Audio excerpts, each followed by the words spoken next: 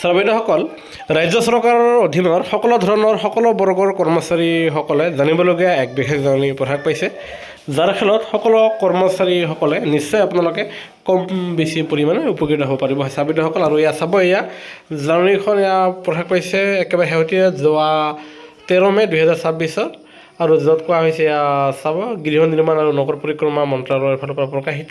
আৰু য'ত কৈছে এয়া চাব বিষয়বস্তু য'ত দিয়া আছে 2026 আৰু 27 বিত্তীয় বৰ্ষৰ বাবে কৰ্মচাৰীসকলৰ বাবে যি হাউচ বিল্ডিং এডভান্স আপোনালোকৰ যি হাউচ লোন আছে সেয়া সুতৰ হাৰ সন্দৰ্ভত, আৰু য'ত কোৱা হৈছে যে এই যি বিত্তীয় বৰ্ষৰ লগত সংগতি ৰাখি এইবাৰ কৰ্মচাৰীসকলৰ বাবে অনুমোদিত হাউচ বিল্ডিং এডভান্সৰ ওপৰত প্ৰযোজ্য নতুন সুতৰ হাৰ নিৰীক্ষণ কৰা হৈছে।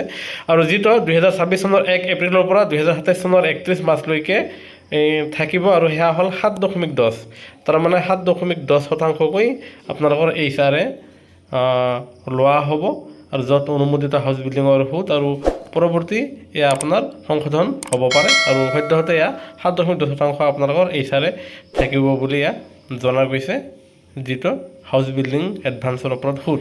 সেয়েহে গুৰুত্বপূৰ্ণ ভিডিঅ'টো আমি আপোনালোকৰ মাজত লৈ আহিলোঁ। সেয়েহে আপোনালোকৰ ভিডিঅ' জৰিয়তে প্ৰতিটো ভিডিঅ' সৰুৱে আমাৰ চেনেলটো নিশ্চয় ছাবস্ক্ৰাইব কৰিব নাপাহৰিব। ধন্যবাদ।